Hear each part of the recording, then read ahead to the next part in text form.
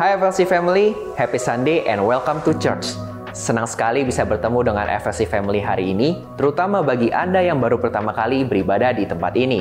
Selamat datang di GBI Forward Living Church. Bersama saya Olaf, inilah FLC Sunday News untuk minggu ini.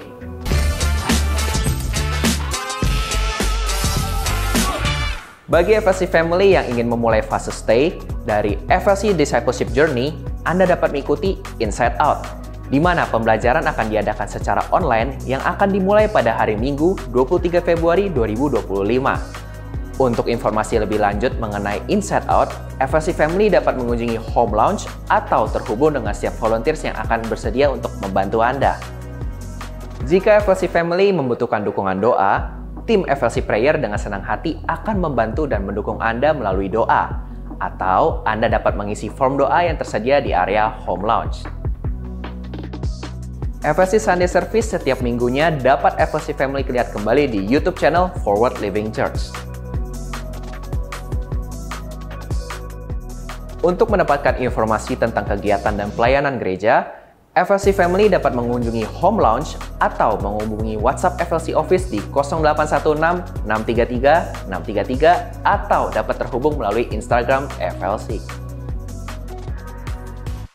Saat ini kita mau bersama-sama merayakan FLC Family yang berulang tahun dan juga merayakan ulang tahun pernikahan di sepanjang minggu ini.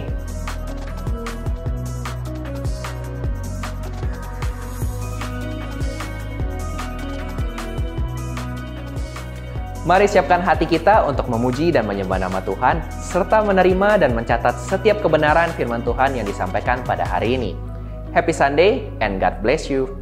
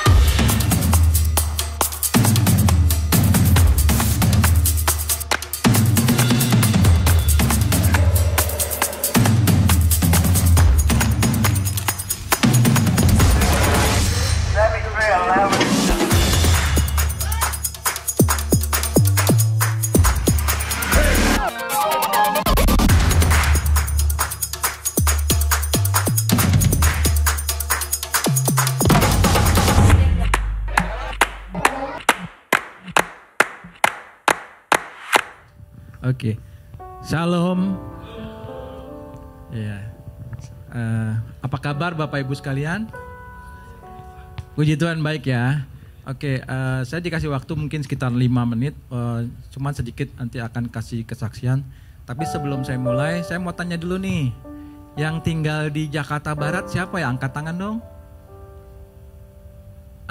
Yang tinggal di Jakarta Selatan? Waduh. Yang lain tinggal di Jakarta apa ini? Yang nggak ngangkat?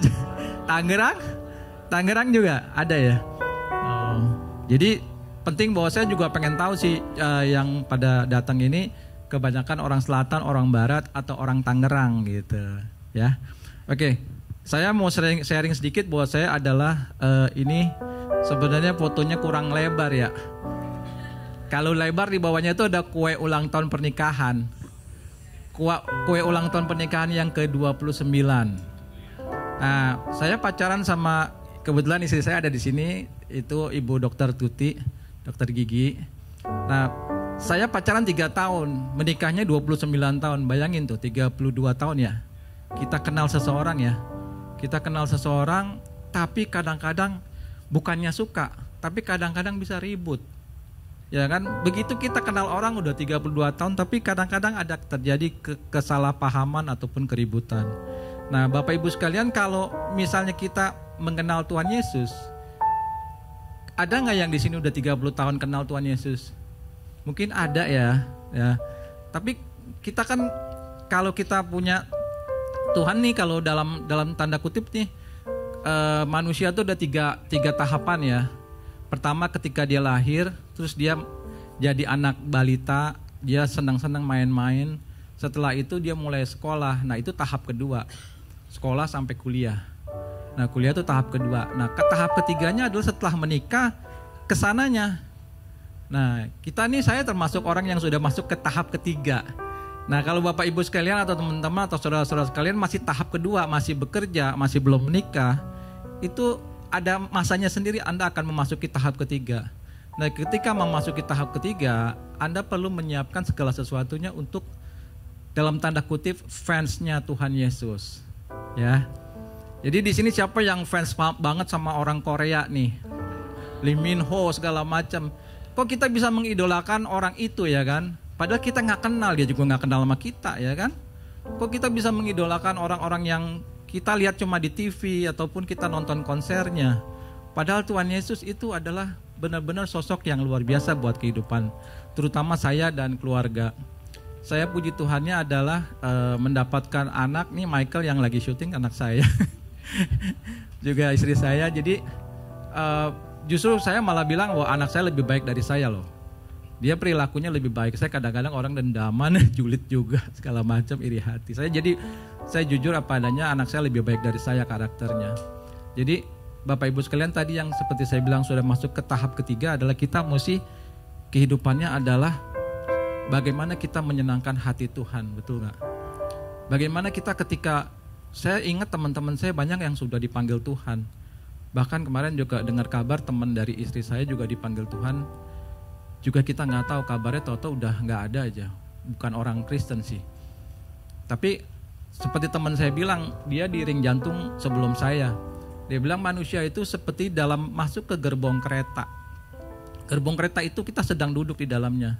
Ketika gerbong kereta itu berjalan, kita nggak bisa loh untuk menyetop itu. Yang kita percaya adalah masinisnya, betul nggak? Masinisnya siapa? Tuhan Yesus atau yang lain kan gitu. Nah, jadi Bapak Ibu sekalian, pesan saya adalah ketika kita masih dikasih fase kedua dan ketiga ini, masih hidup di dunia ini, bagaimana kita membuat diri kita adalah dalam tanda kutip fans beratnya Tuhan Yesus. Saya termasuk yang dalam tanda kutip tergila-gila Tuhan Yesus sih sebenarnya, setelah saya kemarin banyak ditolong, banyak diberikan Tuhan Yesus itu anugerah berkat luar biasa, memudahkan segalanya. Jadi boleh tepuk tangan nggak? Boleh nggak? Jangan ragu-ragu dong. Oke. Nah, jadi kita sebagai orang yang masih punya kesempatan untuk bisa menikmati hidup ini, dalam keseharian kita bekerja maupun berdagang maupun kita bersosialisasi, bagaimana kita mengidolakan Tuhan Yesus dalam kehidupan kita, itu yang paling utama. Nggak ada ruginya, benar. Kalau kita mengidolakan orang Korea, dia nggak kenal kita juga nggak kenal dia, ngapain gitu loh.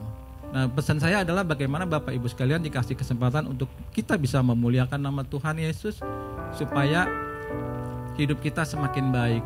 Tuhan Yesus juga gak akan sia-siakan kita kok. Dia seperti bilang bahwa kita seperti biji matanya Tuhan Yesus. Dia jaga baik kita. Ya udah, kesaksiannya sepertinya cuma segitu dulu. Saya bantu dengan doa pembukaan. Yuk Bapak Ibu sekalian, kita berdoa. Bapa kami dalam surga, terima kasih pada hari ini kami memulai ibadah. Kami percaya bukan kebetulan bahwa Tuhan berikan waktu buat kami untuk bisa memuji dan menyembah Tuhan Yesus. Kami percaya Tuhan Yesus selalu menjadi Tuhan yang baik dalam kehidupan kami. Terima kasih Tuhan, kami akan mulai acara ibadah ini. Tuhan berikan kami kekuatan, kesehatan, supaya semuanya dilancarkan dari awal, pertengahan hingga akhir. Tuhan jagai kami, dan kami akan memuji dan menyembah Tuhan luar biasa dalam kehidupan kami sehari-hari. Dalam nama Tuhan Yesus, kami berdoa dan mengucap syukur. Amin. Puji nama Tuhan. Shalom. Living Church, sama-sama mari bangkit berdiri. Boleh tengok kanan kiri, kasih senyuman yang terbaik biar ada sukacita di tempat ini. Amin. Kita memuji Allah kita yang luar biasa, Dia layak disembah. Come on, kasih tepuk tangan buat Tuhan.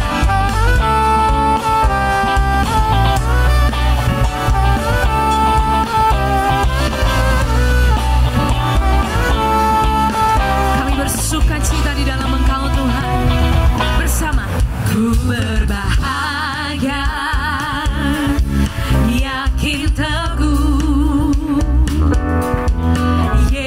abadi kepunyaanku. Dengan iman aku warisnya, ku ditebus ciptaan baru. Roh Kudus, bawa pujianmu sama-sama. Aku bernyanyi bahagia memujimu, Yesus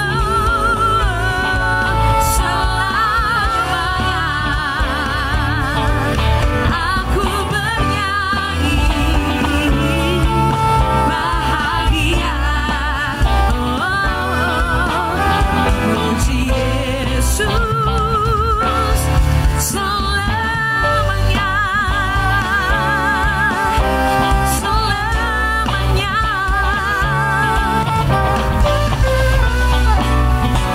Ini pujian kami Tuhan. Nyatakan, aku serahkan diri penuh dalam Tuhanku, hatiku teduh. Yang percaya katakan, sambil menyongsong kembalinya, ku diliputi anugerahnya. Come on. Aku bernyanyi bahagia memuji Yesus sampai selamanya. Aku bernyanyi bahagia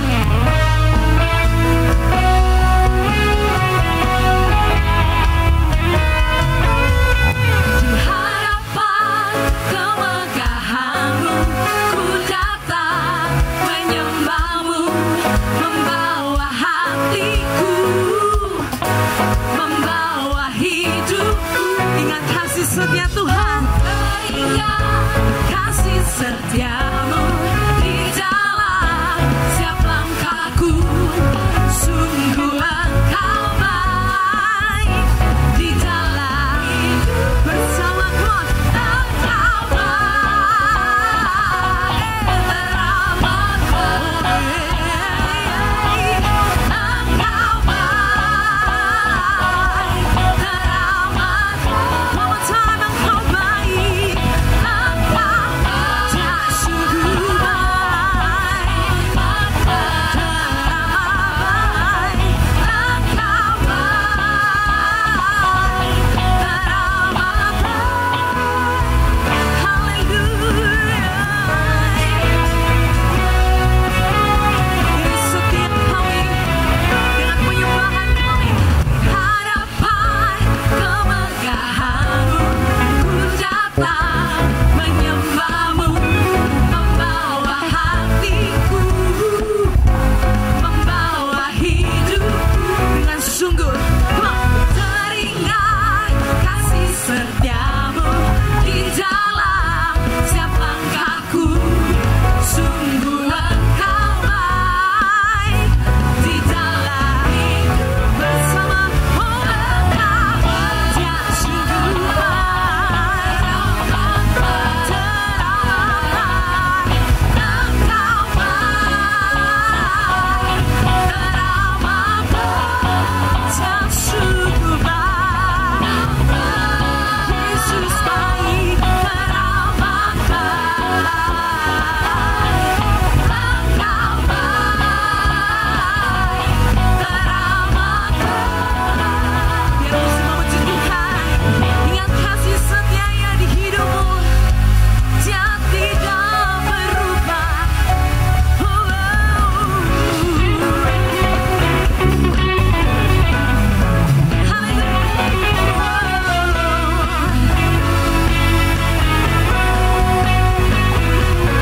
Sia-sia katakan sama engkau. Come on, lebih keras buat Tuhan. Dia sungguh baik buat hidupmu. Oh Yesus teramat.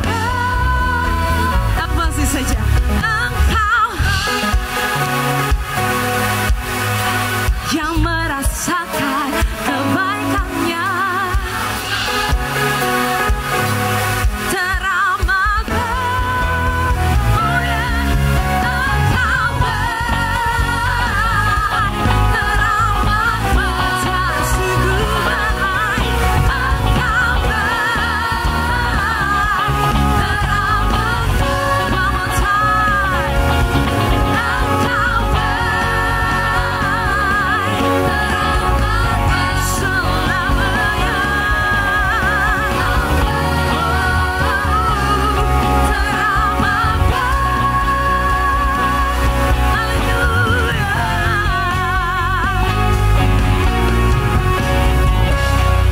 Yes. Yang percaya bahwa dia Allah bagi kita, tengok kanan kiri, bilang kamu, buat kamu, buat kamu. Amin. Lebih lagi buat Tuhan. Mari menari buat Tuhan. Sama-sama nyatakan, oh Allah bagi kita tempat perlindungan dan kekuatan.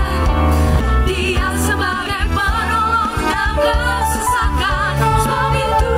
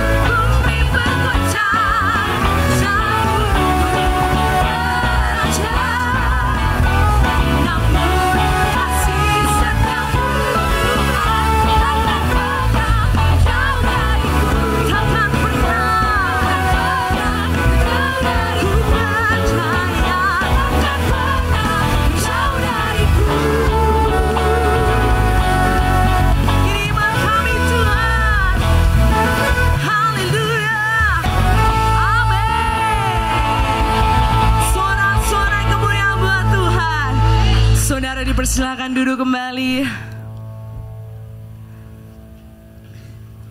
Pujian tadi mengatakan bahwa sekalipun gunung mungkin berpindah atau mungkin bumi ini bisa berpindah, tapi kasih Tuhan gak kemana-mana. Kasih Tuhan tetap sama sampai selama-lamanya. Bahkan sampai dia datang kedua kali. Biarlah terus iman kita bertumbuh di dalam Tuhan, amin. Tundukkan kepala, ambil saat teduh sejenak secara pribadi.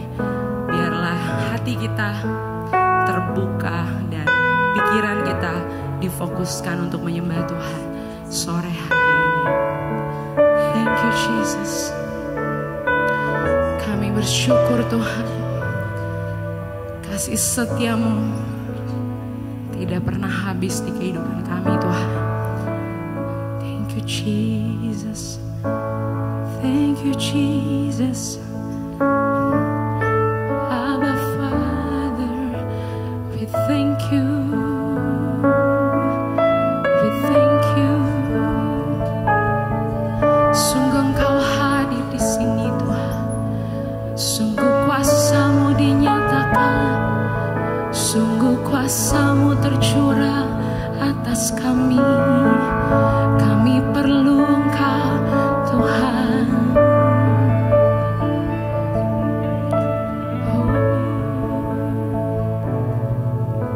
Sungguh besar setiamu, nyata di sepanjang hidupku. Darah-Mu telah layakkan kehidupan.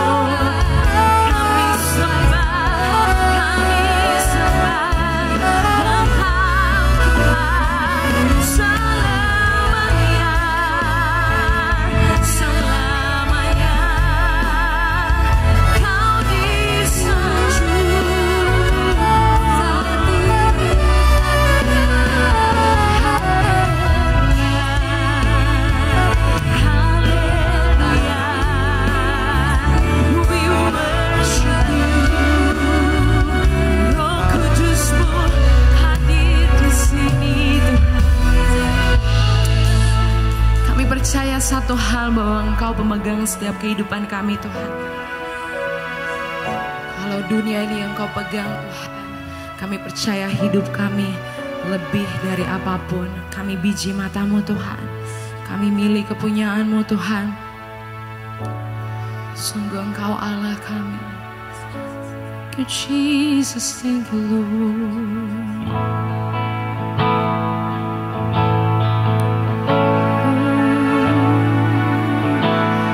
Sama-sama kita mau naikkan pujian ini. Yakini setiap pujian ini di hadapan Tuhan.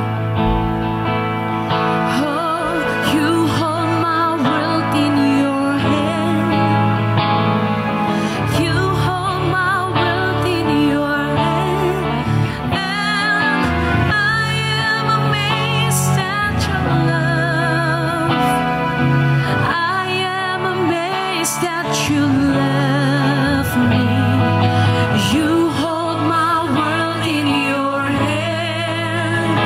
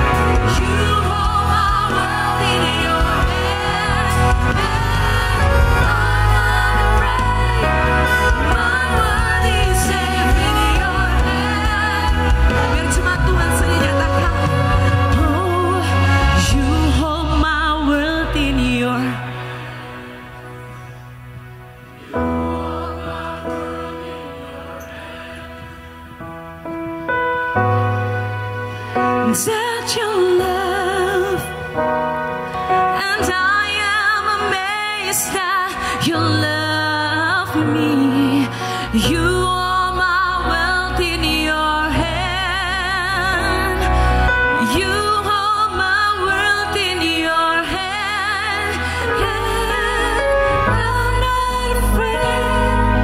My world is safe in your hand. Oh, one more time, singing out to God.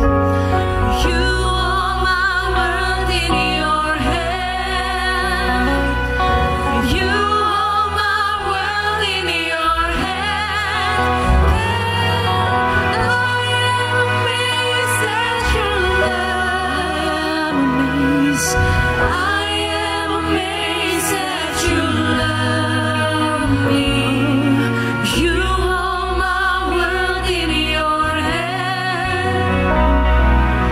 You hold my world in your hand. And I'm not afraid. My world is safe in your hand.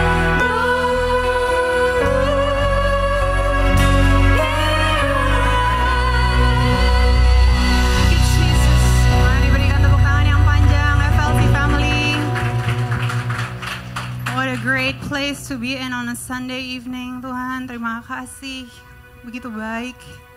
Thank you for the praise and worship that we can feel your presence, that we can express our praise, our thanksgiving. Terima kasih Tuhan, terima kasih karena kita akhirnya bisa mendeklarasikan bahwa we won't be afraid because you have our world in your hands, and we are so thankful for that.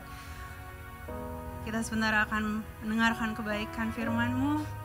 Siapkan hati kita, siapkan pikiran, fokus kita supaya kita bisa bukan hanya menerima kebaikan firman-Mu, tapi kita juga bisa memahami, merenungkan, dan akhirnya bisa mengimplementasikan itu di dalam kehidupan kita sehari-hari. Terima kasih Tuhan, Engkau begitu baik, Engkau sangat baik. Dan semua yang percaya katakan, amin. You may be, no, you're not yet may be seated, because we will give appreciation because this evening Pastor Christopher is here with us for the second time today. So I'm very thankful for our friendship. I'm very thankful that God placed FLC also in your heart. Dan setiap kali Pastor Christopher khotbah bukan hanya poin-poin yang baik, tapi I truly feel that you really make use of your time. Dan it's such a great example. So semoga kita semua bisa bukan hanya mendengarkan, tapi take notes. Ask Holy Spirit what you have to do with whatever you will be hearing, whatever you will be receiving, dan percaya bahwa it's specifically for you. Karena Tuhan kita sanggup untuk berbicara sedetail itu kepada setiap pribadi. Dan gak ada yang akan pulang sama seperti kita datang tadi. Tapi kita harus percaya dan kita juga harus mengambil bagian kita. So, if Pastor Christopher is sharing and you hear something you agree with, please support, say amen, say yes. Puji Tuhan, come on, give support. Please be an audience that is responsive. Jangan jadi audience yang just observing. Tapi kita dalam satu kebersamaan, satu keluarga, kita bisa berkomunikasi, berinteraksi, dan kita percaya bahwa kita akan memberikan support juga untuk Pastor Christopher yang dipercayakan hari ini untuk memberikan pesan. Okay? So mari kita berikan appreciation. Thank you. Yuk duduk ya. Thank you, selalu sebuah sukacita dan kehormatan bisa sharing, berbagi di setiap seri dari tiap bulan, dan bersyukur di bulan tati tayang ini ya, Februari, gue nggak disuruh ngomong tentang love. It's terlalu biasa. Tapi ini di luar kebiasaan, aku dapat tema yang sangat menarik. Dibilang katanya bulan ini tuh temanya tuh keberanian selalu didorong oleh iman. Tapi nggak pernah keluar dari love, karena C.S. Lewis mengatakan satu yang menarik. Dia bilang, to love is the bravest act of the soul. Untuk mengasihi adalah tindakan paling berani, yang paling nekat yang seorang tuh putuskan untuk lakukan. Dan buat saya nggak ada yang ngalahin nekatnya cintanya Tuhan buat saya. Ya, sampai hari ini misteri terbesar salah satunya itu untuk saya memahami bagaimana Yesus tetap panggil Yudas Iskariot untuk jadi muridnya dari awal. Dengan mengetahui dia akan berkhianat dan sepanjang jalan akan nyolongin duit pelayanan. Dan dia masih tetap bertahan 3,5 tahun kurang lebih sepanjang pelayanannya, masih nggak habis pikir. Kalau saya tahu ada orangnya seperti itu, pasti kita punya kecenderungan untuk kayak apaan sih ini orang kan gitu. Ya tapi kita nggak lebih baik dari Yudas, saya akan sebut seperti itu. Ini kita kemungkinan besar pernah menjual Yesus dengan harga lebih murah. Kita punya kecenderungan untuk melakukan kejahatan yang besar dengan semua potensi terburuk sebenarnya dalam diri kita, tapi Tuhan memutuskan untuk mengasihi kita. Dan gak ada cinta yang lebih berani daripada cintanya Yesus buat kita, sampai ngambil kayu salib gantiin kita. Dan cinta itu mendorong kita untuk percaya kepadanya dan juga jadi sama beraninya sama Yesus. Saudara, Alkitab kita dipenuhi dengan kisah-kisah heroik, kisah-kisah keberanian yang luar biasa, keberanian orang-orang yang kayak gak masuk akal gitu loh. Ya, dan dirangkum bagus di Ibrani 11 kalau Anda pengen lihat list dari heroes of faith. Ya, list dari pahlawan-pahlawan iman, dan akan menemukan pola yang sama. Ya, karena iman maka Daud melakukan ini, karena iman maka Musa melakukan ini, karena iman maka Abraham melakukan ini. Ya, karena iman Anda dan saya akan melakukan tindakan berani. Ya, yang spesifik, yang emang Tuhan yang suruh, bukan kita niru-niru siapa, bukan. Ya, kita akan punya hubungan yang benar sama Tuhan sampai di level itu, sampai ketika Tuhan suruh kita melakukan sesuatu, kita akan melakukannya. Saudara, apa yang dilakukan Daud mungkin berasa lebih heroik karena itu kisah yang kita dengar dari kecil. Dia maju lawan raksasa yang besar. Kita pasti berpikir itu iman tuh, gile, berani banget. Padahal yang Abraham lakukan sama beraninya. Ya, Abraham baru dapat warisan tanah karena bapaknya meninggal dan Tuhan ajak dia, Bram, jalannya kemana tuh? Ntar gue kasih tahu. Dan dia nurut. Itu keberanian juga yang besar loh, saudara. Banyak dari kita gak menyadari itu. Dan puncaknya tentunya kita paling kenang Abraham dari apa yang dia pilih lakukan ketika Tuhan memerintahkan dia mempersembahkan anaknya. Itu tindakan berani loh. Ya, jarang kita melihat itu. Kita selalu melihat berani itu yang heroik. Padahal keputusan untuk bisa hidup bagi diri sendiri tapi memutuskan untuk hidup bagi Tuhan, itu tindakan berani loh. Ya, banyak orang yang cukup banyak yang gak berani melakukannya. Ya, untuk jujur di tengah ketika semuanya bohong, untuk nggak nyogok ketika semuanya nyogok, saling nyogok menyogok, itu keberanian loh. Ya, untuk hidup benar di tengah kebengkokan dunia ini, itu keberanian karena iman, saya percaya. Ya, kalau saya pakai contoh Daud, semua udah tahu ya Daud ya. Dan Daud agak tricky, kenapa? Karena Daud dia bilang gini ketika dia bilang sama Saul biar gue aja yang maju, karena dia ada sempat ngomong kayak gini, biar gue aja yang maju, gue biasa ngadepin beruang sama singa. Ya, dia bilang kayak gitu, gue biasa ngadepin beruang sama singa. Jadi kesannya ada keberanian karena dia biasa. Tapi kan dia belum pernah menghadapi orang yang dilatih dari kecil untuk berperang. Dan raksasa. Right? Bahkan si Saul yang arti namanya besar aja gak berani maju lawan Goliat. Saudara, kalau Anda baca Alkitab, Anda akan menemui bahwa Saul itu tinggi sekali. Ya, semua pasukannya dia tuh cuma segininya dia. Mestinya yang saya yakin kalau Goliat maju itu pun dia pasti nantangin kayak sini loh kan gitu. Dia pasti nyari yang lebih sedikit lebih kecil mungkin dari dia. Dia berharap Saul maju tapi nggak ada yang maju. Dan akhirnya anak kecil lagi bawain bekal buat kokoh-kokohnya inilah yang memutuskan untuk maju. Dia bilang, nih siapa ya? Orang nggak bersunat menghina-hina Tuhan kita. Kenapa nggak ada yang maju kan gitu? Shh, jangan berisik. Anak kecil udah pulang nanti dicariin papi. Dan aneh-aneh, akhirnya Saul denger. Enggak, biar saya yang lawan yang kayak gini, mas saya biasa lawan beruang sama singa. Kedengeran sama si raja, siapa yang ngomong kayak gitu? Tuh kan, aku udah bilang, jangan berisik. Nah, dipanggil lah dia bilang kayak gini, saya maju aja Pak kalau kayak gini mah, kata dia. Dan menarik apa yang dia bilang, kita tahu dia maju bukan hanya karena dia biasa lawan beruang sama singa, tapi karena dia tahu siapa backingannya. Ini kan dia maju cuma pakai tongkat, karena dia gak pakai bajunya kegedean. Disuruh pakai semuanya, katanya kegedean om, kan gitu gak bisa nih.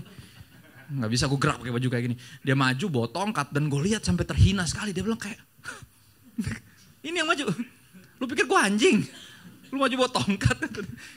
Dan kalimat yang keluar apa? kau maju, dia bilang sama gue, lu maju pakai pedang sama tameng sama baju zirah, tapi gue maju dengan nama Tuhan. Keren ya. Tapi saya mau ambil contoh yang agak anti mainstream. Saya ambil contoh bestinya. Saudara bestinya Daud namanya Yonatan. Yonatan nggak kalah berani sama Daud. Makanya kalau Anda baca Alkitab, Anda sampai bingung kenapa nih orang cuman ngedenger nguping bapaknya ngomong sama Daud. Orang ini tiba-tiba dibilang kayak ada yang klik di antara dia sama Daud. Ya, kenapa? Apa yang klik? Coba kita lihat. Kita lihat Yonatan. 1 Samuel 14 ayat 12. 1 Samuel 14 ayat 12.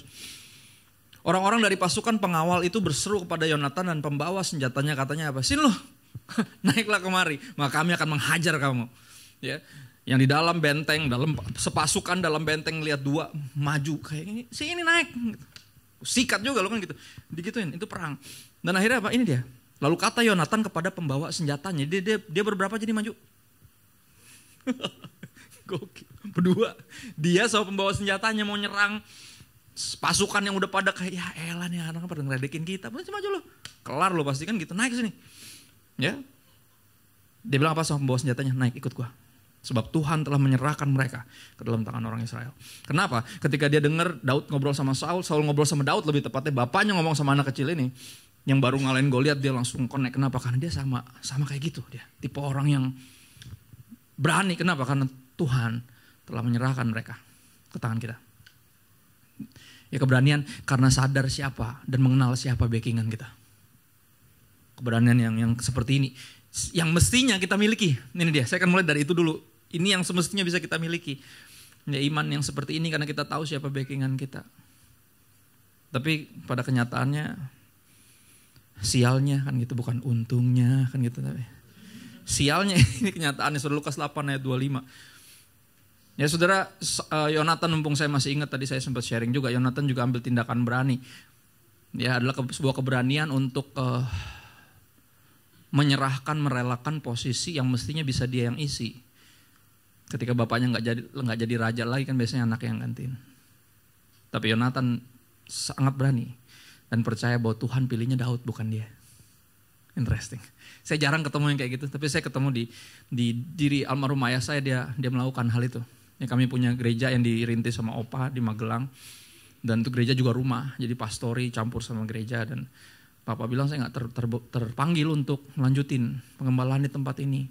Saya terpanggil untuk ngajar di Jakarta jauh-jauh, jadi dosen di sekolah Alkitab. Jadi dia percayain gereja itu sama rumahnya sekalian untuk dipakai buat pelayanan. That's faith. Itu iman, keberanian yang seperti itu. Sekali lagi, tindakan-tindakan yang gak melulu heroik, tapi gak habis pikir gitu. Ya kalau kita punya kayak gitu, kita kan gak bisa bedain ministry sama properti. Ya gak? Makanya aroma-aroma politik dinastinya kan kencang kan. Mesti anak gue mesti ganti. Nah kalau anaknya gak terpanggil gimana? Gak semua loh terpanggil. Kalau puji Tuhan terpanggil, puji Tuhan. Saya senang lihat keluarga-keluarga yang hamba Tuhan, yang anak-anaknya juga terpanggil. Ya, dari 4 anak yang terpanggil jadi pendeta cuma saya. Yang lainnya enggak kan gitu. Ya. Kalau enggak ya terus sekali lagi dibutuhkan keberanian untuk, dia bukan suportif loh. Daud untuk jadi raja gantiin bapaknya, bayangin. Dia sangat secure. Saudara, untuk punya secureness yang seperti itu dibutuhkan iman. Ya, tapi kenyataannya ini kita. Lukas 8 ayat 25. Ini realita kita nih. Kita jauh banget dari yang semestinya. Ya, lalu kata Yesus kepada mereka, di mana kepercayaanmu? Where is your faith? Kapan Yesus ngomong gini? Di tengah badai yang udah dibikin diam sama dia. Oke, Yesus bilang apa? Marilah kita ke seberang, ngomong sama murid-muridnya. Jalan, dia ketiduran tengah jalan. Badai mengamuk. Orang pasti bertanya kenapa dia ketiduran ya? Kemungkinan besar karena nggak dilibatkan. Karena kalau nyebrang danau biar AA. Ini makanya dari kecil gue di sini, ya, nelayan, ya kan. Lu tukang kayu tahu apa, udah tidur aja, tahu nyampe aja pokoknya. Kan suka gitu kita ya. Kita mulainya sama Tuhan, tapi di tengah jalan kita yang sok tahu dan pikir, Tuhan lu nggak ngertiin itu bisnis, beda sama pelayanan. Let me handle this. Dan akhirnya storm, badai mulai mengamukkan gitu. Ya, tidurlah Yesus di tengah badai. Gile, gak habis pikir juga gue bisa tidur di tengah badai. Dibanguninlah sama yang paling tua karena dia, lo aja gak ada yang berani. Udah gue aja yang bangunin. Guru, kau tidak peduli kalau kita binasa. Itu dia kalimatnya. Untung Yesusnya bukan orang Ambon. Kalau Yesus orang Ambon kalimat jawabannya beda. Ya, dia akan bangun dan bilang ini kita. Lu aja sama teman-teman lu yang gak punya iman, kita. Gue mau jalan di atas air kalaupun lu tenggelam gitu. Bener ya? Tapi ini jawaban Yesus apa? Pertama dia lakukan adalah apa? Berkata diamlah dan tenanglah. Terus angin dan danau tenang. Saudara pernah bayangin, pernah nonton film yang ada lagi di kapal kena badai yang kapalnya sampai begini-begini? Putir-putir, wah. Kayak gitu tiba-tiba apa? Diam, tenang, tiba-tiba langsung sunyi. Kayak ada kabut-kabut gitu. Kayak, kok bayangin mereka bengong semua. Ya, Yesus bilang diamlah dan tenanglah. Tebak yang sebenarnya disuruh diam dan tenang itu siapa? Yang bangunin Yesus tidur dong. Bukan angin dan danau itu. Petrus. Diam. Ribet kalau tidur gitu. Bisa gak sih gak diganggu? Tapi apa yang diam angin dan danau? Kenapa? Karena mereka mengenal suara yang menciptakan mereka. Ya kan cuma manusia doang yang suka ngotot. Kita doang yang gak dengerin suara yang nyiptain kita. Alam semesta langsung diam. Kaget mereka kayak kenal suaranya. Ya, dan mereka apa? Ketakutan dan heran. Berkata seorang kepada yang lain, orang macam apa ini? Sehingga ia memberi perintah kepada angin dan air dan mereka taat kepadanya. Dia adalah firman Tuhan yang jadi manusia. Ini bukan sembarang orang. Ya. Where is your faith? Kata Yesus, di mana kepercayaanmu? Sekali lagi kita takut karena itu. Ya, kerap kali nggak punya iman, nggak percaya atau kurang percaya. Ingat hal kekhawatiran di Matius 6. Jangan khawatir, kenapa orang khawatir? Lihat tuh burung, lihat tuh bunga bakung. Gua pelihara, lu lebih daripada mereka semua. Mengapa engkau begitu khawatir, hai kamu yang kurang percaya? Bukan nggak percaya, kurang. Ya, itu kita. Nah, the question stands, gimana caranya? Realitanya di sini. Kita mesti ke sini nih gimana gitu loh. Apa yang bisa kita lakukan? Ya, hari ini kita akan belajar bersama. Kita ke Roma 8 ayat 31. Dalam sebuah perikop yang kalau di HP atau di Alkitab ada judulnya. Judulnya itu conviction, keyakinan iman. Dan keyakinan iman yang kayak gimana yang kita mesti miliki. Sampai punya keberanian yang seperti itu. Keberanian-keberanian heroik yang di luar nurul dan gak habis bikin orang tuh kayak gue gak habis fikri sama mereka nih. Sulit untuk dibawangkan, ada orang-orang kayak gini. Berani-berani amat ini orang-orang. Ya soalnya nekat sama berani soalnya beda tipis. Tapi kalau nekat gak beralasan, kalau berani itu ada alasan yang jelas. Ya. Roma 8 ayat 31 di bawah judul keyakinan iman. Sebab itu apakah yang akan kita katakan tentang semuanya itu. Tentang semua penderitaan yang harus ditanggung gara-gara ikut Yesus. Semua tentangan, semua perlawanan karena kita ikut Yesus. Ini dia yang kesimpulannya kata Rasul Paulus ya. Rasul Paulus bilang ini, jika Allah di pihak kita siapakah yang akan melawan kita. Dia salah satu orang yang paling heroik di Alkitab juga. Orang ini. Ya, kisah pertobatannya inspiratif benar ya.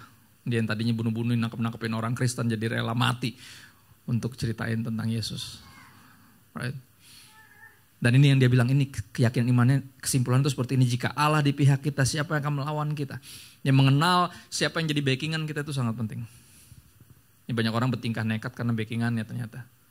Ini kan berapa banyak tuh anak-anak jenderal yang bertingkah di jalan raya kan gitu. Pas ditangkap nggak tuh anak jenderal. Ya elah, mau jadi anak. Gimana? Tapi itu berani benar. Ya, berapa teman saya kalau lagi berantem di sekolah berani banget karena bapaknya ternyata kan gitu. Bapak gue pendeta, gue biasa-biasa aja tuh nggak berani-berani amat ya lah. Bapak hamba Tuhan padahal dia backingannya Tuhan kan gitu.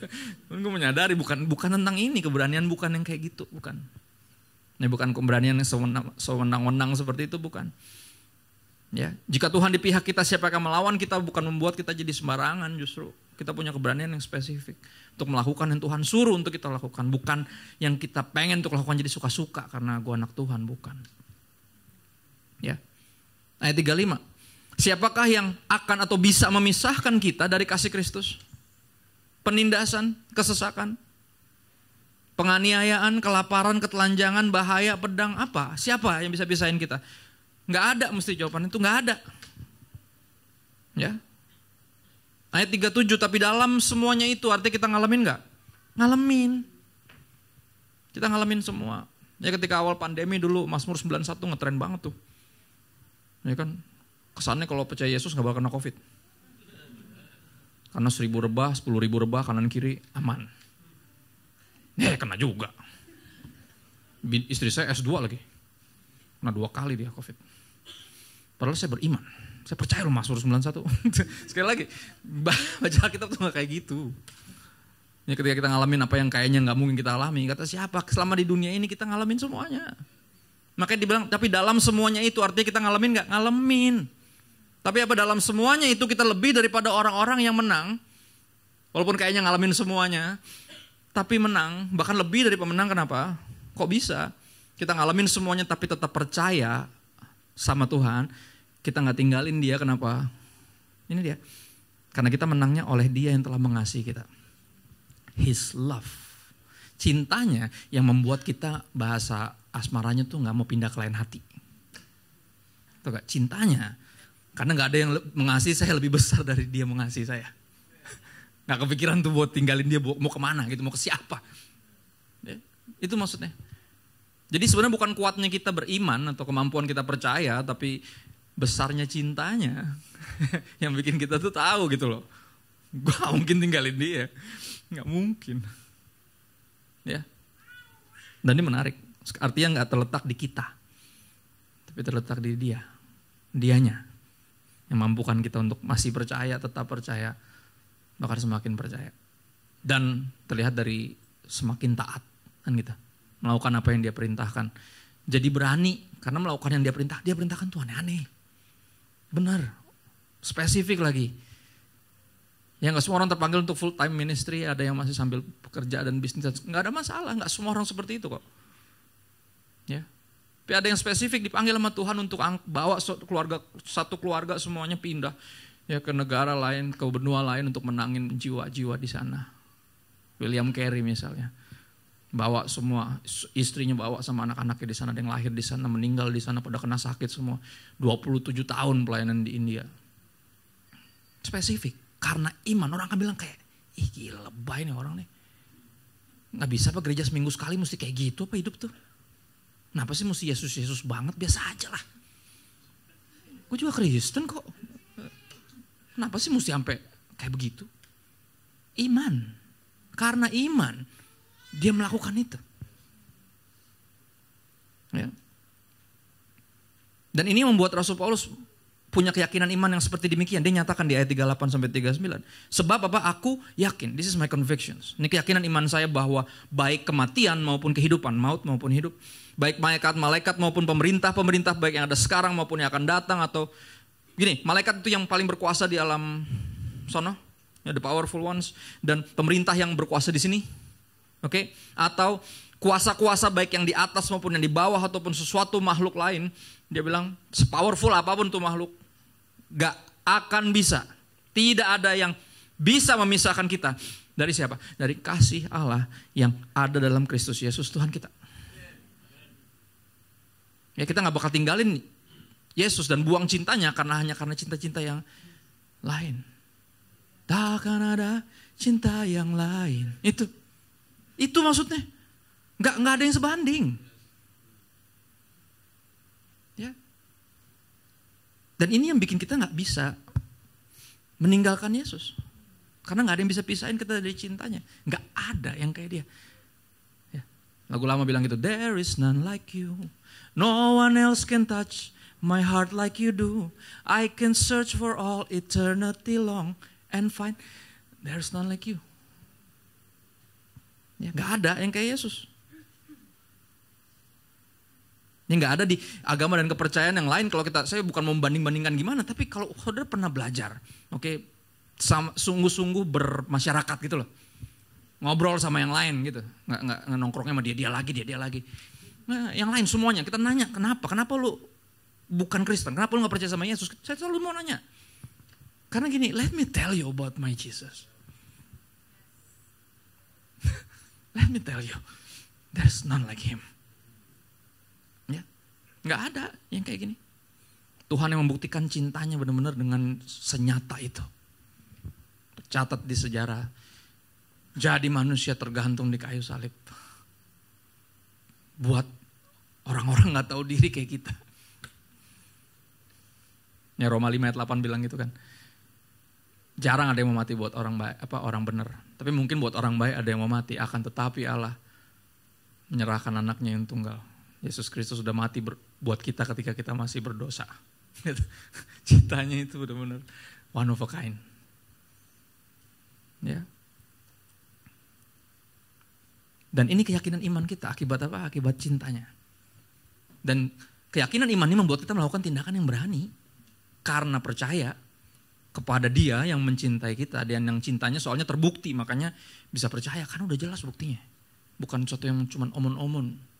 Kurang omong-omong. Cuman di katanya gitu loh. Belum tentu. Udah ada buktinya soalnya. Ya kan, gini kalau kita percaya Tuhan cuma sayang sama kita ketika semua baik-baik saja, punya duit, sehat. Nah kalau bokeh, kalau lagi sakit gimana? Tuhan nggak sayang gitu. Kalau Anda terakhir cacat ganda nih, berasal dari keluarga broken home, terus single sampai mati, sakit. Gimana cara meyakinkan orang yang demikian bahwa Tuhan sayang sama dia? But thank God kita punya bukti bahwa Tuhan sayang sama dia. Yesus disalibkan karena cintanya. Kepadamu, kepadaku. Lagu sekolah minggu bilang gitu, dosa dihapuskan. Kalau nggak ada alasan percaya, mana buktinya Tuhan sayang sama gue? Kalau dia sayang sama gue kenapa? Kan gitu, pertanyaannya kan gitu selalu. Tapi Yesus yang disalib membungkam kebimbangan kita. Karena kau telah buktikan cintamu padaku. Lihat, ada buktinya. Ya, sehingga kita punya apa? Reasons to be brave. Kita punya alasan untuk jadi berani. Apa? Karena kita percaya sama Dia yang mengasihi kita. Dia yang terpercaya karena cintanya sudah dibuktikan. Kita Kisah Rasul 14. Saudara, Kisah Rasul ditulis sama yang nulis Injil Lukas. Namanya Dr. Lukas. Dr. Lukas ditugaskan sama temennya yang belum percaya Yesus tapi mau percaya Yesus. Dia bilang gini, I want to believe in your Jesus. Help me. Oke, gue biayain. Lu pokoknya investigate. Tentang Yesus disusun secara kronologis. Help me to believe. Gue pengen percaya. Oke, itu yang terjadi. Jadi dia menyelidiki semua. Karena dia dokter, pasti dia logis. Jadi di sepanjang perjalanan dia bukan cuma nulis Lukas, tapi nulis Kisah Rasul. Kenapa? Karena dia ternyata oleh anugerah Tuhan, oleh kehendak Tuhan, dia dijadikan kru sama Rasul Paulus dalam perjalanan pelayanannya. Kenapa Rasul Paulus sering dipukulin soalnya? Dia perlu medik. Kalau perang tuh kan ada medik tuh yang bawa obat doang, gak bawa senjata. Nah itu Lukas. Dan dia bukan cuma itu, dia tahu gue gak mungkin cuma disuruh jadi dokternya doang kalau dia lagi dipukulin gitu, udahlah Paul gitu kan. Lu gak ada kapoknya sih jadi orang kan gitu. Sambil dijahit gitu kayak yang gerak-gerakan gitu. Ini kayak ngebayangin begitu tuh. Tapi di sepanjang itu Rasul Paulus selalu menunjukkan bahwa emang ini yang Tuhan pengen gue lakuin. Dan gue akan tetap melakuinnya selama gue masih bangun. Kan gitu. Dan sampai Tuhan datang kan gitu. Dan saya yakin dia yang tadinya cuma sekedar logis nyatat secara historis dan kronologis, wawancara semua saksi mata dan segala macam. Jadi Lukas tuh favorit saya, kitab favorit saya. Karena dia urutan dari Yesus lahir sampai naik ke sorga. Dan semua dicatat secara logis. Sekali lagi ini mungkin gak ada buktinya karena yang nyatet dokter kan.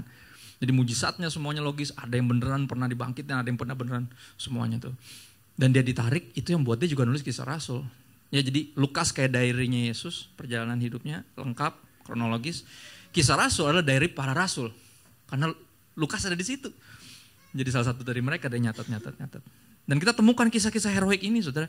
Dari para rasul, salah satu di Kisah Rasul 14 ayat 3. Paulus dan Barnabas tinggal beberapa waktu lamanya di situ. Mereka mengajar dengan berani. Alasannya apa? Karena mereka percaya kepada Tuhan. Lihat, keberanian kita udah pasti harus didorong oleh iman. Udah pasti. Kalau enggak apalagi. Enggak ada yang cukup kuat untuk mendorong kita jadi berani selain iman. Ya cinta yang kadang bukan cinta juga bisa bikin kita melakukan tindakan nekat. Tapi that's a different animal right there. Bukan itu yang kita miliki. Kita miliki iman yang sungguh kepada Tuhan yang benar-benar mengasihi kita. Jadi bukan sesuatu yang cuman karena perasaan yang menggebu-gebu kan gitu. Bukan. Karena soalnya gini, orang kalau jatuh cinta bisa nekat, benar. Saya setuju. Tapi Kristen beda. Kita punya alasan to be brave. Reasons, bukan yang absurd, bukan yang abstrak, bukan. Yang real. Ya. Mereka mengajar dengan berani karena mereka percaya kepada Tuhan. Dan Tuhan menguatkan berita tentang kasih karunia. Jadi apa yang diberitakan? Kasih karunia, gak ada pesan-pesan yang lain. Ya kalau ikut Yesus jadi kaya atau sembuh, gak ada yang gitu-gitu. Grace. Kasih karunia berkaitan tentang tentunya keselamatan dan kepastian keselamatan. Ya, dan Tuhan menguatkan berita tentang kasih karunia-Nya dengan mengaruniakan kepada mereka kuasa untuk mengadakan tanda-tanda dan mujizat-mujizat. Jadi nggak ada pendeta yang bisa nyembuhin orang. Itu dari Tuhan kuasanya, bukan dia yang bisa nyembuhin orang. Ya, bukan itu. Mentalitas kita juga nggak boleh salah ngerti. Gue kayak mesti doain sama pendeta itu sakti. Gimana? Nggak gitu konsepnya. Enggak. Ya. Mereka orang-orang biasa sebenarnya. Tapi yang percaya kepada Tuhan yang luar biasa mengasihi mereka. Saya ulang. Mereka sebenarnya orang biasa. Kita nih sebenarnya orang-orang biasa.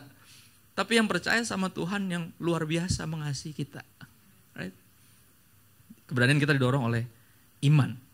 Percaya kepada Tuhan yang di pihak kita itu. Ayat 5. Maka mulailah orang-orang yang gak mengenal Allah dan orang-orang Yahudi, sekali lagi yang belum percaya sama Yesus, bersama-sama dengan pemimpin-pemimpin mereka menimbulkan suatu gerakan, ya, huru hara untuk menyiksa dan melempari kedua rasul itu dengan batu. Dirusuin karena beritain Yesus. Right. Ayat 19, datanglah orang-orang Yahudi dari Antioquia dan Ikonium dan mereka membujuk orang banyak itu untuk memihak mereka, memprovokasi, itu bahasa aslinya, bukan membujuk. Bujuk kayaknya baik bener. Bikin makin rame, bayangin aja. Cuma berdua loh ini. Sampai segitunya dikeroyok rame-rame gitu nih, difitnah dan dihajar habis-habisan. Ya. Lalu mereka melempari Paulus dengan batu dan menyeretnya keluar kota karena mereka menyangka apa? Bahwa ia telah mati. Gile. Habis tuh disambitin. Diseret loh. Berarti udah kayak udah mati, kayak kucing diangkat gini. Dikira udah mati, makanya dibawa keluar kota. Saudara, ini yang Paulus alami, sesuatu yang dia lihat pertama kali. Ya, martir pertama, namanya Stefanus, ketika disambitin batu sampai mati. Saulus itu, waktu belum bertobat, dia pegangin jubahnya Stefanus. Dan di depan matanya, bukan hanya dia ngeliat orang disambitin pakai batu sampai mati, dia ngeliat orang yang disambitin batu, malah berdoa buat yang nyambitin dia. Saya yakin itu salah satu benih iman pertama tuh, dia lihat itu. Orang ini bisa-bisanya berdoa, Tuhan jangan tanggungkan dosa ini sama mereka. Wow, gile. Kebayang tuh syoknya kayak apa tuh. Hah? Dia kan sangat religius kan. Dia sangat beragama dan mengira membunuh orang-orang yang kata pengikut aliran sesat itu berbuat bakti bagi Tuhan. Itu yang dia pikir. Dia teroris sebelum teroris ngetren. In the name of religion, right? Ya dong. Teroris belum ada, dia duluan teroris loh. Ya. Jadi kalau dia difitnah pembuat agama Kristen, enggak, dia yang menciptakan terorisme. Dia. Iya benar. Atas nama Tuhan melakukan tindakan teror, itu dia. Ya. Orang ini berdoa dan bukan cuma itu, di tengah lagi disambitin batu, Alkitab mencatat dia malah bilang gini, I see heaven open. Saya lihat sorga terbuka and I see him. I see Jesus. Wah, dia makin galau pasti saya yakin tuh. Gemeteran ya, apa nih antara dua orang gila atau dia beneran beriman atau beneran dia lihat Yesus. Dan gitu. Yesus yang sama yang akhirnya nyamperin Paulus. Saulus ketika dia lagi di jalan punya surat resmi untuk nangkep-nangkepin orang Kristen. Right? Yesus yang sama. Yang dia bertanya, kenapa lu aniaya gue? Siapakah engkau Tuhan? Akulah Yesus. Yang kau aniaya yang dilihat sama Stefanus. Right? Dan perjumpaan dengan Tuhan mengubah hidup Saulus jadi Paulus dan orang yang sangat all out buat Yesus. Dan rela mempertaruhkan apapun termasuk nyawanya untuk memberitakan Yesus. Dan yang terjadi disambitin pakai batu sampai udah dikira mati, diseret, dibuang. Dan yang terjadi 20. Akan tetapi ketika murid-murid itu berdiri mengelilingi dia, semuanya langsung ngurumunin kayak waduh gimana nih mati nih. Right? Bangkit lah ya. Gak bayangin ketika waduh parah banget tiba-tiba berdiri. Paul, mana Paul? Gak apa bro, gak apa. Ngapain dia? Bangkit lah ya, terus ngapain? Masuk lagi. Kurang. Udah, gue pikir udah mati. Kurang lo dipukulin, masuk lagi. Kalau kita diginiin kira-kira masuk lagi? Enggak. Kapok kita, enggak lagi-lagi dah gue kayak gini. Different. Yang orang yang punya apa tadi? Convictions. Yang bilang gitu. Kalau Tuhan di pihak kita, siapa lawan kita? Gak ada yang bisa pisahin gue dari cintanya Tuhan. Nah. Dan gini, keesokan harinya berangkatlah ia bersama dengan Barnabas ke Derbe. Kenapa gak langsung berangkat ke Derbe sih? Habis dipukulin gitu loh. Kenapa lu masih masuk lagi? Kemungkinan besar dia ngotot. Masih ada 2 orang lagi yang mesti gue injilin bro. kurang 2. Iya bener, ngapain masuk lagi? Karena semalam buat dia, itu waktu yang gak boleh disia-siakan. Saudara ingat gak ketika dia khotbah? Kelamaan. Oke, terus kan ruangannya terang, artinya kan mereka pakai api kan, panas dong. Akhirnya ada satu anak muda, ada yang tahu namanya? Kalau tahu namanya dapat kaos depan, ntar gue beliin. Right. Dia ngadem-ngadem, nyari-nyari kaca gitu buat ngadem. Aduh panas, lama banget nih si om khotbah, parah dah. Udah malam nih kan gitu, jatuh dia. Ketiduran terus jatuh, nggak bohong, itu udah di Alkitab. Jatuh dari lantai 3, prok sampai bawah, mati gak? Ya matilah, lantai 3, krak, prak gitu kan. Siapa tuh? Turun semua ke bawah. Mati om, masih sini. Dibangunin, dibangkitin, terus naik ke atas lagi rame-rame. Ngapain tebak? Udahan? Biasanya kan udahan ya. Oh udah ada yang mati, udahlah. Gitu, udah waktunya kali mungkin udah kelamaan. Kagak, khotbah lagi sampai subuh. Ada ayatnya kita. Astaga nih orang. Buat dia, berapa jam itu sampai pagi itu berharga. Dan dia senekat itu masuk lagi. Orang yang misalnya ada yang mukulin itu lihat kayak, orangnya bukan sih, enggak mungkin orang udah habis mati, kita buang berusaha. Itu dia bukan sih kayak kulit ya. Ini zaman itu belum ada HP, untungnya kayak masa orangnya ada lagi nggak mau dikuburin, dikerubutin lagi nggak? Orang juga pikir udah mati. Dia punya waktu berapa jam untuk dengan leluasa bisa bagikan tentang Yesus. Ya. Keesokan harinya berangkat lagi bersama-sama dengan Barnabas ke Derbe. Paulus dan Barnabas memberitakan Injil di kota itu dan memperoleh apa? Banyak murid. Cuman buat itu, hela. Kita dengarnya cuma buat itu. Tapi bagi mereka itu segalanya. Karena yang Yesus sebelum naik ke surga ngomong apa? Pergi jadikanlah semua bangsa muridku. They mean the world. Bagi Paulus dan Barnabas. Ya, yang kita anggap gak terlalu penting. Gak kita bela-belain makanya. Dan mereka meregang nyawa untuk itu. Ya, lalu kembali mereka ke Listra, Ikonium, dan Antioquia. Ayat 22, di tempat itu mereka apa? Menguatkan hati murid-murid itu dan menasehati mereka supaya apa? Mereka bertekun dalam iman dan mengatakan bahwa untuk masuk dalam kerajaan Allah, beriman sama Yesus harganya tuh ini. Kita harus mengalami banyak sengsara. Enggak bisa dihindari. Sooner or later it will come. We will suffer because we are Christians. Pasti. Kalau belum berarti kita jago ngeles. Kita terlalu menghindar berarti ketika ada kesempatan untuk aduh jangan gak usah lah. Ntar jadi runyam hubungannya. Udah enak nih. Ntar malah putus lagi hubungan bisnis gara-gara kok beritain Injil ke dia. Udahlah. Ini kalau belum berarti udah berapa lama nih Anda Kristen saya gak tahu. Saya gak datang untuk menghakimi. Kemungkinan Anda jago ngeles. Selama bertahun-tahun ini. Karena kalau kita beneran Kristen melakukan apa yang Yesus perintahin. Pasti kayak gini. Pasti. Nah pertanyaannya apakah ketika kita mengalaminya kita udah punya iman yang cukup untuk bisa seberani itu. Dan itu yang kita mesti tahu jawabannya gimana caranya bisa seberani itu. Ya tadi mengenal siapa yang menjadi backingan kita. Dan menyadari, menerima dan percaya bahwa dia segitu sayangnya sama kita. Sehingga sekali lagi dia yang pegang tangan yang sama yang pegang alam semesta adalah tangan yang sama yang pegang hidup saya. Hidupmu. Kita ke Yohanes 16 ayat 33, saya punya 6 menit 17 detik. Semuanya itu kukatakan kepadamu. Kalau Anda baca di atas-atas Yohanes 16, Yesus lagi ceritain kalau ikut dia tuh akan ngalamin ini, ngalamin itu. Udah di briefing semuanya tuh. Jadi gak kaget. Katanya kalau ikut Yesus, apa? Katanya apa? Apa katanya? Semuanya akan baik-baik saja gitu. Nah, lu gak bakal kenapa-napa. Enggak. Yesus udah briefing kalau ikut gini. Mereka tuh aduh. Kalau mereka gak dengerin lu apa yang lu bilang, gak usah heran. Gue aja gak dengerin apalagi lu. itu briefingnya gitu. Akan ada yang mengira mereka membunuh kalian dan mengira mereka berbuat bakti bagi Tuhan. How great is our God. Sing with me, how great. Akan ada. Dan udah di briefing, gak usah heran. Katanya kalau ikut Yesus apa? Kata siapa? Yesus aja ngomong gitu, semuanya aku katakan kepadamu buat apa? Gue kasih tahu nih secara belak-belakan lo akan ngalamin ini. Dan saya ngomong ini buat apa? Supaya kamu beroleh damai sejahtera dalam aku. Supaya lo cari kedamaian, ketenangan di dalam saya. Karena gak ada kedamaian dan ketenangan di tempat yang lain. Di pribadi yang lain gak ada. Dan kita ngalamin ini pas pandemi. Semuanya tutup. Yang buka cuma surga. Ya kan? Iya bener. Lo mau healing gak bisa, orang gak boleh kemana-mana. Punya duit mau dipakai buat apa? Salah satu orang paling kaya di Indonesia dikuburnya dibakar di depan halamannya sendiri. Nggak ada mau yang nguburin dia orang kena COVID. Kita ngalamin loh momen-momen kayak gini. Ketika akhirnya nggak ada jalan lain, kita harus datang kepada Yesus untuk memperoleh damai sejahtera, karena hanya ada dalam Yesus lah hanya damai sejahtera itu ada.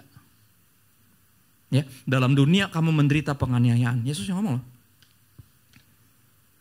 Tapi kuatkanlah hatimu, take heart, aku telah mengalahkan dunia. Maksudnya apa? Mengalahkan dunia. Sorry, saya ada yang perempuan yang pernah dideketin 2 laki-laki dalam waktu yang sama.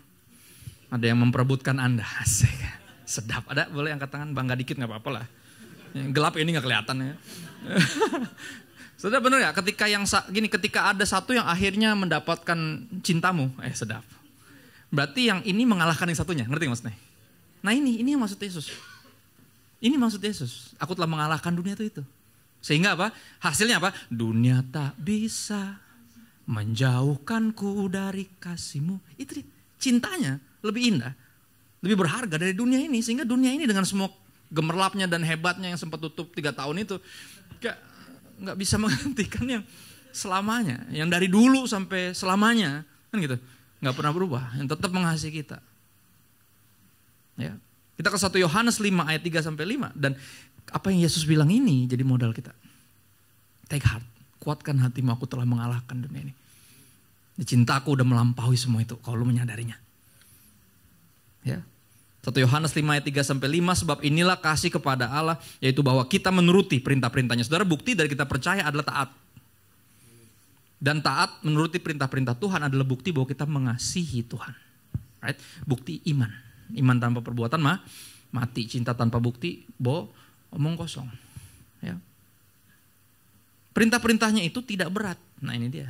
Ini kata jebakannya. Berat Pak. Itu dia, berarti belum jatuh cinta. Karena cuma berat buat yang gak mengasihi Tuhan.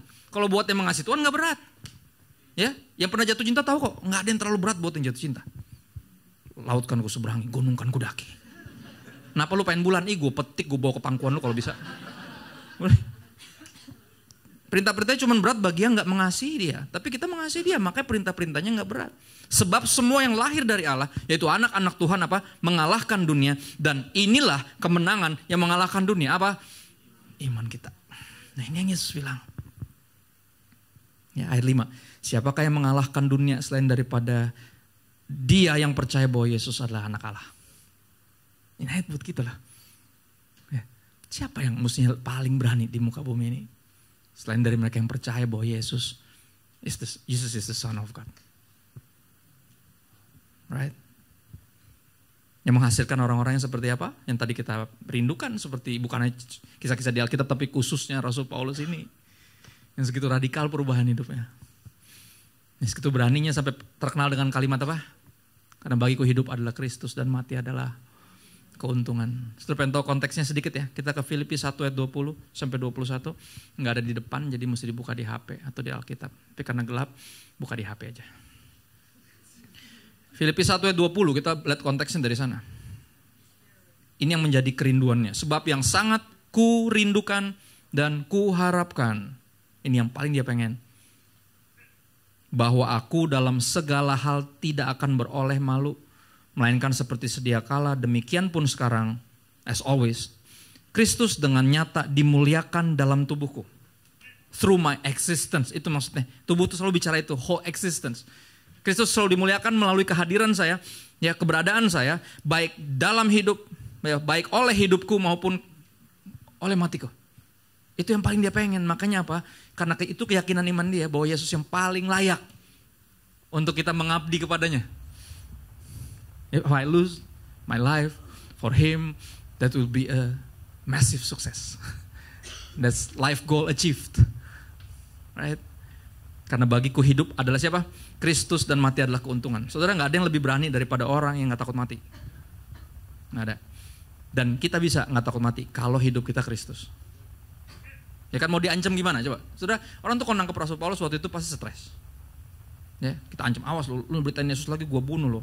Ya udah bagus, gue lebih cepat ketemu Yesus. Gitu. Gue penjara lo, ya udah nanti gue injilin semua satu penjara. Ayo. Bingung kan? Lu mau diapain? Bingung. Dilepasin, ntar dia lagi ditangkap, ntar satu penjara, ntar dia nyanyi lagi. bongkar penjaranya semuanya kabur, bener gak? Pernah tuh di situ di Kisah Rasul 16. Gitu orang juga jadi bingung, ya kan? Kalau ya udah gue ancam keluarga lu nanti gue, ya udah bagus, mereka lebih cepat ketemu Yesus. Nggak bisa dia apain. Ya dan bahkan buat dia apa sebuah, kalau Anda baca di bawah-bawahnya ya ayat-ayat ini ya, kalau Anda baca ntar malam misalnya Anda baca lagi, Anda akan menemukan, akan ada rasa kayak dua yang tarik-tarikan, kayak sebenarnya pengen banget buru-buru ketemu Tuhan. Karena udah terlalu sering menderita dan sepanjang hidup dan melayani. Sudah bisa temukan di hamba-hamba Tuhan yang senior ya.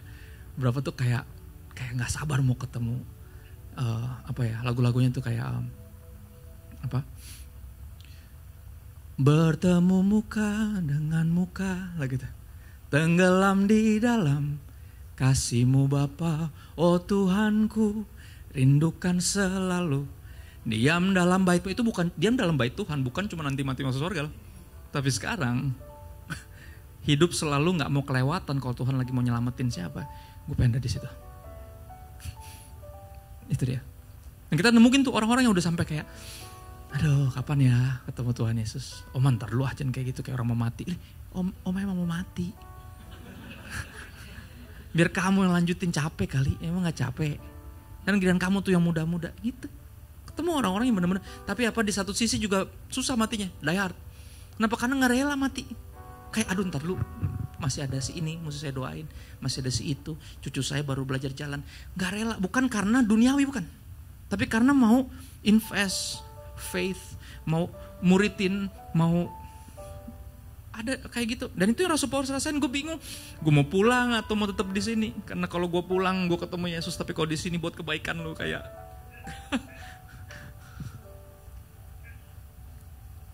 dan saya berdoa saudara kita sampai di iman yang seperti ini. Saya lagi orang yang gak takut mati adalah orang paling berani. Dan kita mesti punya alasan yang jelas kenapa kita gak takut mati. Bukan kayak teroris gitu, bukan.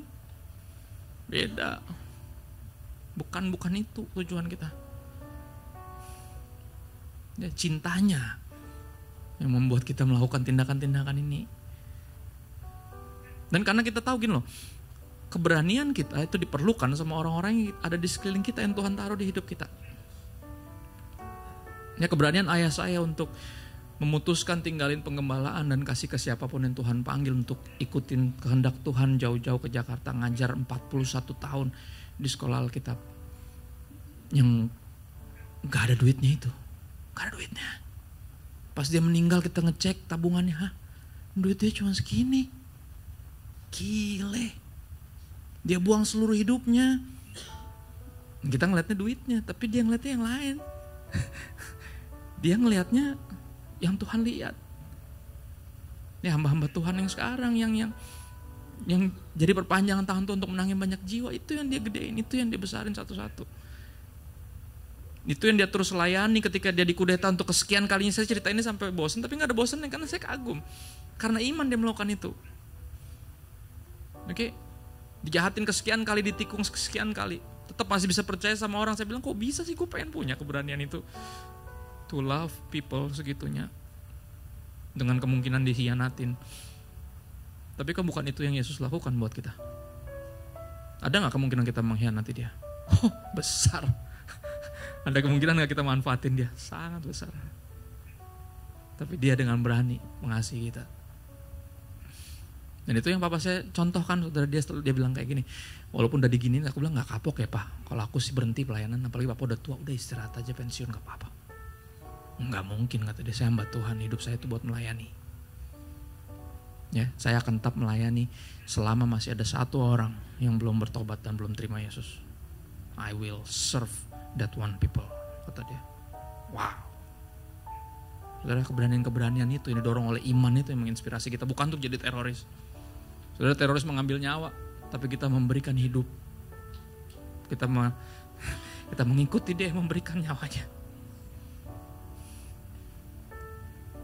Dan ini jangan rasain sebagai sebuah tuntutan, oke? Rasanya akan seperti itu. Aku mesti gini lagi. Kenapa sih nggak bisa gereja seminggu sekali? Apa gue juga Kristen kok?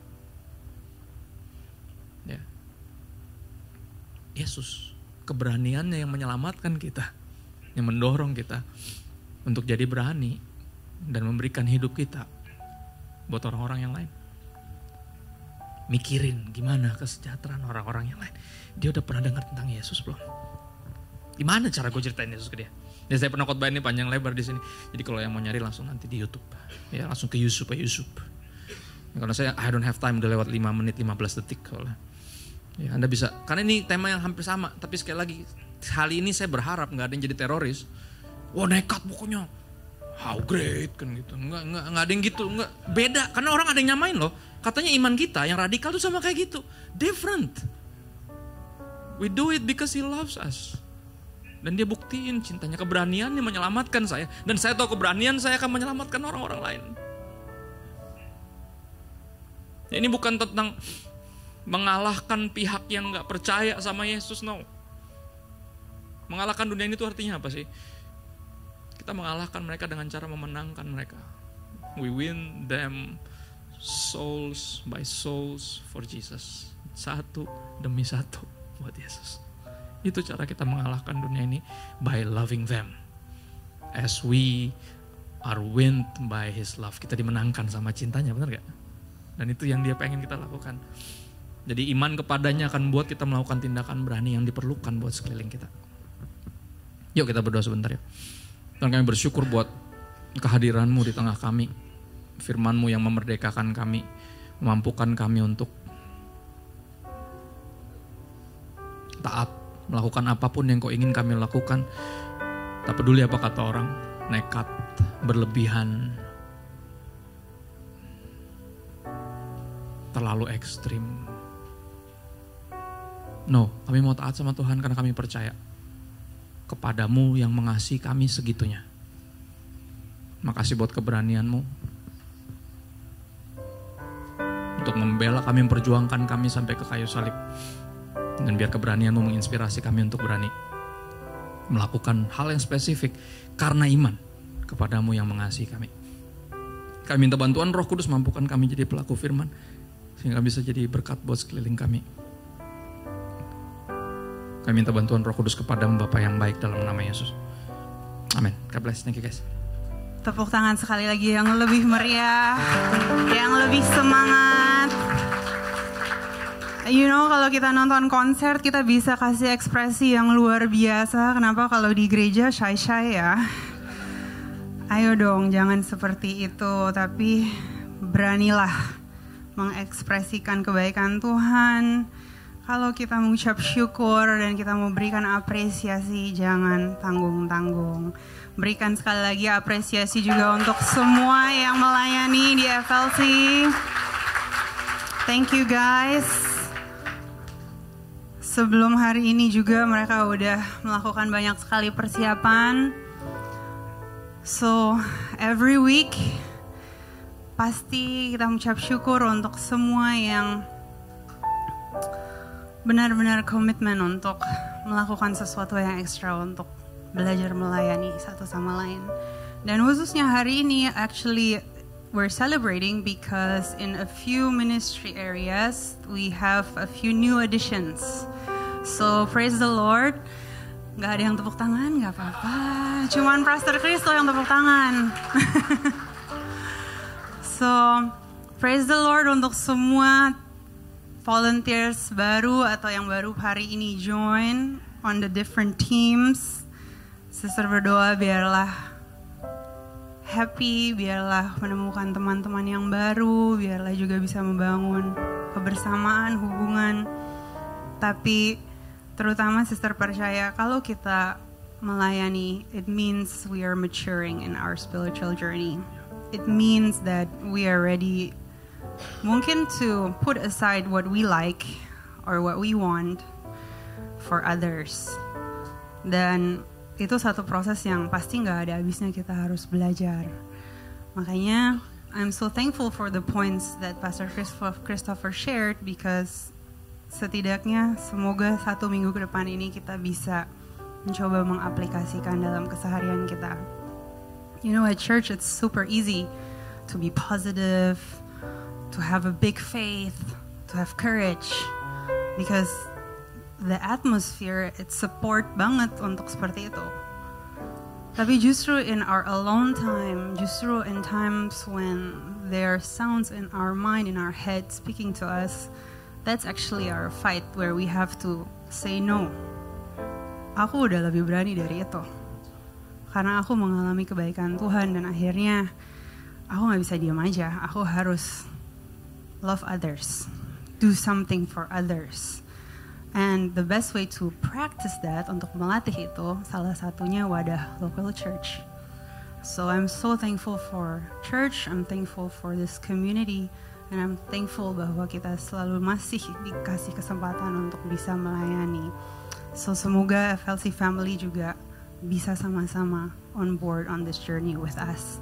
Mungkin kalau ada dari Bapak Ibu yang baru pertama kali join, warm welcome. We are happy that you made a decision to join us this evening.